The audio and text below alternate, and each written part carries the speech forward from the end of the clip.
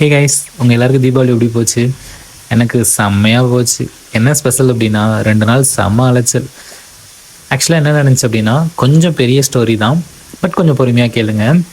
So நேற்று தீபாவளி அன்றைக்கி என்ன அப்படின்னா யூஷுவல் ஈவினிங் ரிட்டர்ன் மாடெல்லாம் வீட்டுக்கு கூட்டு வர டைமில் வந்துட்டு ஒரு மாடு மட்டும் மிஸ்ஸிங். நம்ம ஃபார்மில் இந்த இடத்துல இருக்கிற மாடு மட்டும் மிஸ்ஸிங்.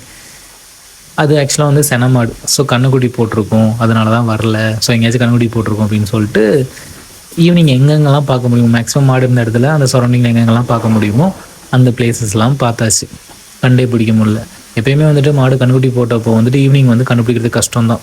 ஏன்னா அது வந்துட்டு கண்ணுக்குட்டி போட்ட டைமில் வந்து படுத்துரும் பேசாமல். ஸோ கண்டுபிடிக்க முடியாது. ரேராக தான் எப்பயாச்சும் விசிபிளாக இருந்தால் மட்டும்தான் ரேராக தான் கண்டுபிடிக்க முடியும்.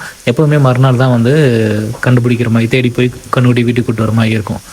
ஸோ ஆனாலும் மேக்ஸிமம் தேடி பார்த்தேன். ஏன் அப்படின்னா எங்கள் ஏரியாவில் செம்ம மழை கொஞ்ச நாளாகவே.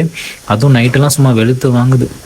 ஸோ கண்ணுக்குட்டியும் மாடும் நைட்டெல்லாம் மலைக்குள்ளே குளிருக்குள்ளே இருக்குமே, பாவமே, எப்படியாச்சும் வீட்டுக்கு கொண்டு வந்தோம்னு சொல்லிட்டு மேக்ஸிமம் முடிஞ்ச அளவுக்கு தேடி பார்த்தாச்சு.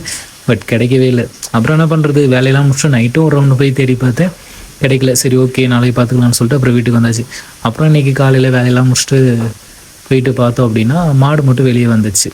சரி மாடு வந்துருச்சு, கண்ணுக்குட்டி பக்கத்தில் எங்கே எதாவது தான் இருக்கும் அப்படின்னு சொல்லிட்டு மாடை ஃபாலோ பண்ணலான்னு பார்த்தா அது குடுன்னு ஓட ஆரம்பிச்சிருச்சு. எதுக்குடா இவ்வளோ வேகமாக ஓடுதுன்னு தெரியல, வேறு யாரும் நினச்சி பயந்து ஓட ஆரம்பிச்சிருச்சு போல்.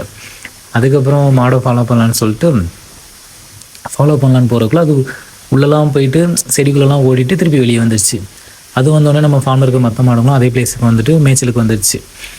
எல்லாம் வந்தோடனே நம்ம மாட்டோட இந்த கண்ணுக்குட்டி போட்ட மாடும் சேர்ந்து மேய ஆரம்பிச்சிருச்சு. சரி நேற்று ஃபுல்லாக மேயாமல் படுத்துருந்துருக்கும், ஸோ அதனால் வந்துட்டு மேய ஆரம்பிச்சிருச்சுன்னு சொல்லிட்டு நானும் விட்டுட்டேன்.